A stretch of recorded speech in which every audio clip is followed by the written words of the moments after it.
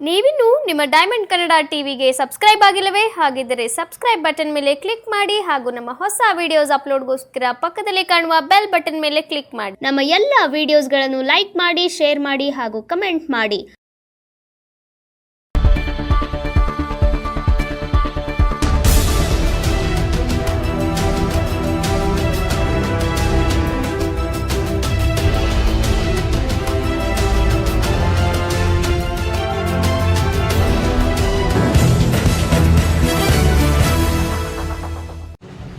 ಮಂಡ್ಯ ತಾಲೂಕು ದುದ್ದ ಹೋಬಳಿ ಬಿಹೊಸಳ್ಳಿ ಗ್ರಾಮದಲ್ಲಿರುವ ಪಬ್ಲಿಕ್ ಸೈನಿಕ್ ಶಾಲೆಯು ಶಿಕ್ಷಣ ಇಲಾಖೆಯಿಂದ ಅನುಮತಿ ಪಡೆಯದೆ ಅನಧಿಕೃತವಾಗಿ ನಡೆಸುತ್ತಿರುವ ಬಗ್ಗೆ ಕದಂಬ ಕನ್ನಡ ಸೇನೆ ವತಿಯಿಂದ ಪ್ರತಿಭಟನೆಯನ್ನು ಏರ್ಪಡಿಸಲಾಯಿತು. ಇನ್ನು ಕರ್ನಾಟಕ ರಕ್ಷಣಾ ವೇದಿಕೆಯ ಜಿಲ್ಲಾಧ್ಯಕ್ಷರಾದಂಥ ಜಯರಾಮೇಗೌಡರವರು, ಲೋಕೇಶ್ ರವರು ಹಾಗೂ ಪಮಿತ್ ಗೌಡರವರು, ಧನುಷ್ ಗೌಡರವರು ಸೇರಿದಂತೆ ಇನ್ನಿತರರು ಭಾಗಿಯಾಗಿದ್ದರು.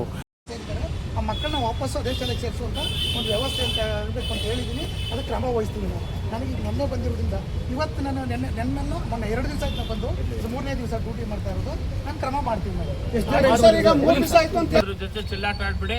ಅವ್ರ ತಂದೆ ತಾಯಿಂದಿರು ಏನಾರ ಬಂದು ನಾಳೆ ನಿಂತ್ಕೊಂಡ್ರೆ ಅದ್ರ ಪರಿಸ್ಥಿತಿ ಗೊತ್ತಾಯ್ತದೆ. ಈ ತಕ್ಷಣದಲ್ಲಿ ಅವ್ರು ಯಾರು ನಡೆಸ್ತಾ ಇದ್ದಾರೋ ಅವ್ರಿಗೆ ಏನ್ ಕ್ರಮ ತಗೋತೀರಿ?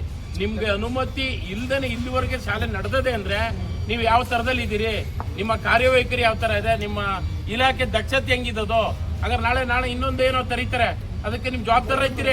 ಲೋಕೇಶ್ ಅವರು ಅಂತಾರೆ, ನಾವು ಮಾಧ್ಯಮದಿಂದ ವಿಡಿಯೋ ಮಾಡಿ ಪ್ರತಿಯೊಂದೆಲ್ಲ ತೋರಿಸಿದ್ದೀನಿ. ನೋಡಿ ಸರ್, ನಮ್ಮ ಕರ್ತವ್ಯ ನಾವು ಮಾಡಿ, ನೀವೇನ್ ಮಾಡ್ಕೊಂಡು ಹೋಗಿ ನಾವು ಅದ್ರ ಬಗ್ಗೆ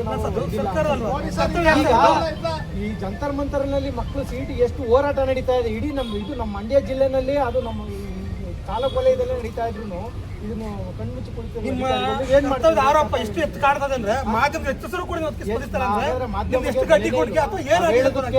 ಸಾಕ್ಷಿ ಆಮೇಲೆ ಶಾಲೆ ನಡೆಸೋದು ಮಂಜುನಾಥ್ ಅವ್ರಿಗೂ ಕೂಡ ಹೇಳಿದ್ದೀನಿ ನಾನು. ನೋಡಿ, ನೀವು ಈ ತರ ಮಾಡ್ತಾ ಇರೋದು ತುಂಬಾ ತಪ್ಪು. ಮಕ್ಕಳ ಭವಿಷ್ಯದ ಮೇಲೆ ಚೆಲ್ಲಾಟ ಆಡಬೇಡಿ. ಇದ್ರ ವಿರುದ್ಧ ಮುಂದಿನ ದಿನಗಳೇ ನೀವು ಅನುಭವಿಸ್ತೀರಾ ನೋಡಿ ಅಂತ ನಾನು ಹೇಳಿದ್ದೀನಿ ನಾನು ಅವ್ರಿಗೆ. ಅವರು ಕೂಡ ಅದಕ್ಕೇನು ರೆಸ್ಪಾನ್ಸ್ ಮಾಡಿಲ್ಲ. ಶಾಲೆ ನಡೆಸ್ತಾ ಇರುವಂತ ಆಮೇಲೆ ಇನ್ನೊಂದು ವಿಷಯ ತಿಳ್ಕೊಳ್ಳಿ, ಆ ಶಾಲೆ ನಡೆಸ್ತಾ ಇರುವಂತ ಹೇಳ್ತಾರೆ, ಆ ಹುಡುಗನ ತಂದೆ ಸಮಾಧಿ ನೋಡೋದಕ್ಕೆ ಅವಕಾಶ ಮಾಡ್ಕೊಡೋದಿಲ್ಲ. ಹೇಳ್ತೀರಾ ನೀವು? ಅದು ಜಾಗ ಬೇರೆ ಆ ಕೇಸ್ ನಡೀತಾ ಇದೆ. ನಾನು ಎಲ್ಲನೂ ಕೂಡ ಹೇಳಿದ್ದೀನಿ. ಸೆಕ್ಯೂರಿಟಿ ಕೂಡ ಬಿಡ್ತಾನೆ ಇಲ್ಲ. ಅದನ್ನ ಕೇಳುವಂತವ್ರು ಯಾರು ಇದಿಲ್ಲ. ಜಾಗನ ಲಿಟಿಗೇಷನ್ ನಡೀತಾ ಇದೆ.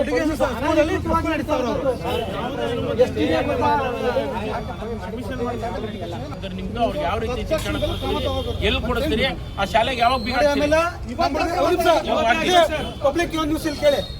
ಈ ಶಾಲೆ ಓನರ್ ಇದ್ದಲ್ಲ, ಇವರು ವಿನಪ್ತಿ ಓನರ್ ಆಗ್ಬೇಕು. ಅವ್ರಿಗೂ ಇವ್ರು ಕೇಸ್ ಇದೆ. ಯಾರು ಮಂಜುನಾಥಪ್ಪ ಅವರು ಬೆಳಗ್ಗೆ ಫೋನ್ ಮಾಡಿ ಒಳ್ಳೆ ರೀತಿಯಲ್ಲಿ ಹೇಳ್ತಾ ಇದ್ದೀನಿ, ಕೇಳೋ ಬೇರೆ ರೀತಿ ಆಗ್ತದೆ ಅಂತ ಹೇಳ್ತಾರೆ. ಬೇರೆ ಹೆಚ್ಚು ಕಡಿಮೆ ಆದ್ರೆ ಅವರೇ ಜವಾಬ್ದಾರ ಆಗ್ತಾರೆ.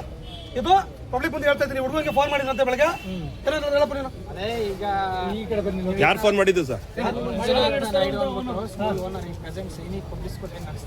ಬೆಳಗ್ಗೆ ಫೋನ್ ಮಾಡಿ ಇಷ್ಟು ದಿನ ಒಳ್ಳೆ ರೀತಿಯಲ್ಲಿ ಇದ್ದೀವಿ, ಮುಂದಕ್ಕೆ ನೀವು ಮಾಡ್ತಿದ್ರೆ ನಾವು ಬೇರೆ ರೀತಿ ನಡ್ಕೋಬೇಕಾಗ್ತದೆ ಅಂತೆಲ್ಲ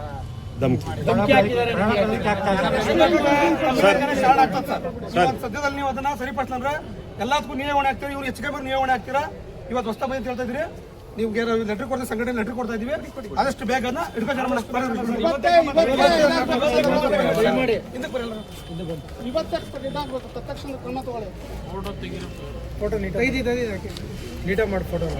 ಇವರು ಮಂಡ್ಯ ತಾಲೂಕು ಬಿಹೊಸಳ್ಳಿ ಗ್ರಾಮದಲ್ಲಿ ಸೈನಿಕ್ ಶಾಲೆ ಎನ್ನುವಂಥದ್ದು ಅನಧಿಕೃತವಾಗಿ ನಡೀತಾ ಇದೆ ಅಂತ ಈಗಾಗಲೇ ಇಲಾಖೆಗೆ ಹಲವಾರು ಬಾರಿ ದೂರು ಕೊಟ್ಟಿದ್ದಾರೆ.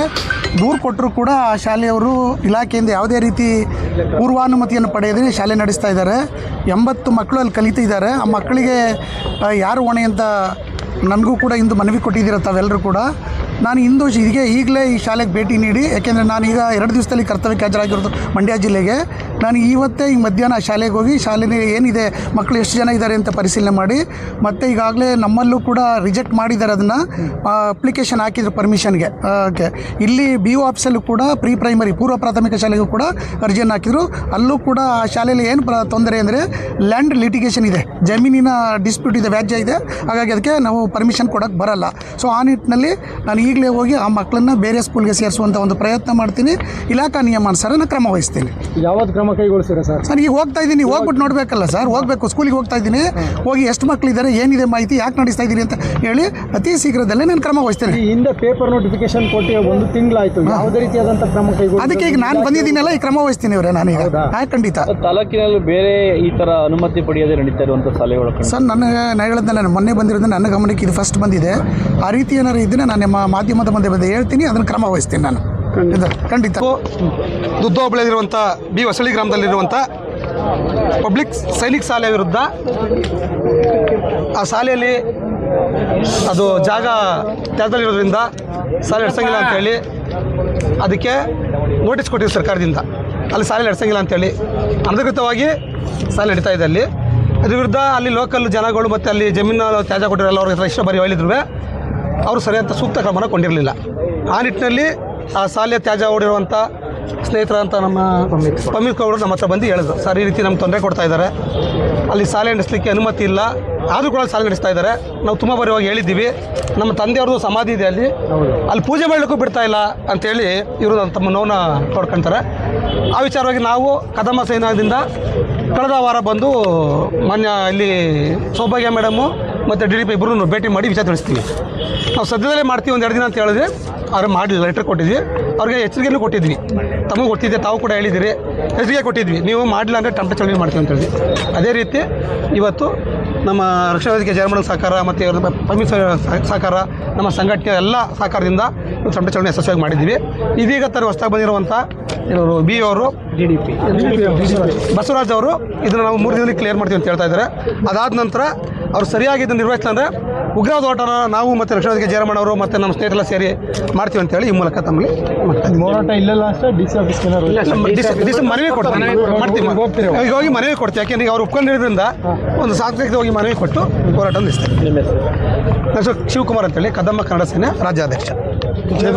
ಇವತ್ತು ಸರ್ಕಾರಿ DDP ಅವರು ನಾನು ಬಂದು ಅದ್ರ ಬಗ್ಗೆ ಮಾಹಿತಿ ಇಲ್ಲ ಅಂತ ಹೇಳಿದ್ದಾರೆ. ಈಗಾಗಲೇ ಹಲವಾರು ಬಾರಿ ಆ ಕ್ಷೇತ್ರ ಶಿಕ್ಷಣಾಧಿಕಾರಿಗಳಿಗೆ ಅರ್ಜಿಯನ್ನು ಕೊಟ್ಟು ಅದೆಲ್ಲವನ್ನು ಫಾಲೋಅಪ್ ಮಾಡಿದರೂ ಕೂಡ ಇದುವರೆಗೂ ಯಾವುದೇ ಕ್ರಮ ಜರುಗಿಸಿರಲಿಲ್ಲ. ಹಂಗಾಗಿ ಇವತ್ತು ಕರ್ನಾಟಕ ರಕ್ಷಣಾ ವೇದಿಕೆ ಕದಂಬ ಸೇನೆ ಎಲ್ಲ ಹೋರಾಟಗಾರರು ಸೇರಿ ಇವತ್ತು ಅಲ್ಲಿ ನಡೆಸ್ತಾ ಇರ್ತಕ್ಕಂಥ ಸೈನಿಕ ಶಾಲೆಯ ಜಾಗ ಕೂಡ ಏನು ನ್ಯಾಯಾಲಯದಲ್ಲಿ ಇದೆ ಪ್ರಕರಣ. ಅಂಥದ್ರಲ್ಲಿ ಇವರು 80 ವಿದ್ಯಾರ್ಥಿಗಳನ್ನ ಅಲ್ಲಿ ಪಾಠವನ್ನು ಮಾಡ್ತಾಯಿದ್ರೆ DDP ಅವರು ಈಗ ಹೇಳ್ತಾರೆ, ಅವರು ಬಸವರಾಜ್ ಅವರು, ಅಲ್ಲಿಗೆ ಇದುವರೆಗೂ ನಾವು ಯಾವುದೇ ಅನುಮತಿಯನ್ನು ಕೊಟ್ಟಿಲ್ಲ ಅಂತ. ಇಷ್ಟು ದಿವಸ ಏನು ಮಾಡ್ತಾಯಿದ್ರಿ? ಶಾಲೆ ಯಾವತ್ತು ಪ್ರಾರಂಭ ಆಗಿರೋದು? ಜೂನ್ ಜುಲೈನಲ್ಲಿ ಶಾಲೆ ಪ್ರಾರಂಭ ಆದರೆ ಜೂನಿಂದ ಈಗ ಆಗಸ್ಟ್ ಬಂದ್ರೂ ಕೂಡ ಇನ್ನೂ ಅದರಲ್ಲ ಮಾಹಿತಿನೇ ನಿಮಗೆ ಇಲ್ಲ ಅಂದಮೇಲೆ ಯಾವ ರೀತಿ ಶಿಕ್ಷಣ ಇಲಾಖೆ ಜವಾಬ್ದಾರಿ ಕಾರ್ಯನಿರ್ವಹಿಸ್ತಾ ಇದೆ ಅಂತಕ್ಕಂಥದ್ದು ಅನುಮಾನ ಮೂಡ್ತಾ ಇದೆ. ಕಾರಣ ಏನಪ್ಪ ಅಂದರೆ ಇವತ್ತು ಯಾರು ಬೇಕಾದರೂ ಎಲ್ಲಿ ಬೇಕಾದ್ರೂ ಶಾಲೆಯನ್ನು ತೆರಿಬೋದು ಅಂತಕ್ಕಂಥದ್ದನ್ನ ಕಾಣ್ತಾ ಇದ್ದೀವಿ. ಇವತ್ತು ಸರ್ಕಾರಿ ಶಾಲೆ ಉಳಿಲಿ ಅಂತೇಳಿ ನಾವು ಹೋರಾಟಗಳನ್ನ ಮಾಡ್ತಾ ಇದ್ದೀವಿ.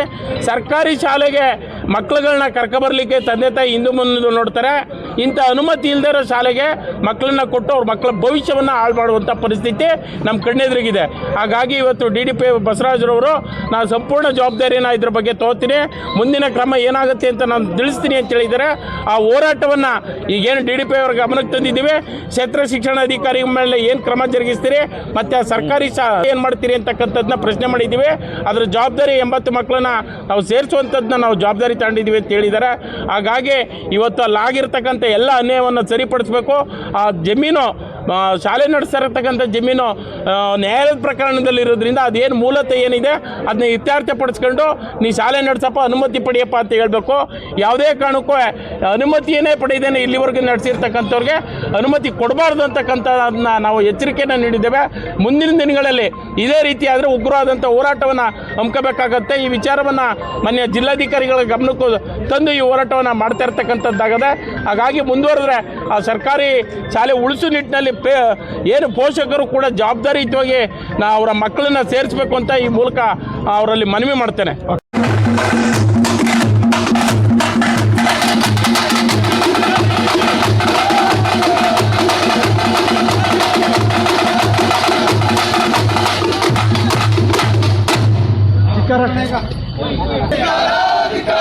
ಶಿಕ್ಷಣಾಧಿಕಾರಿಗಳಿಗೆ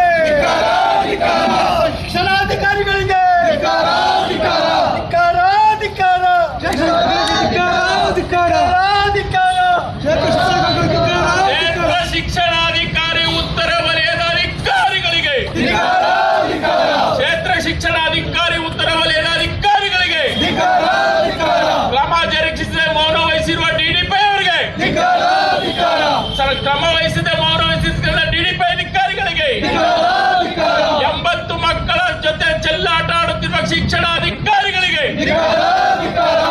80 ಮಕ್ಕಳ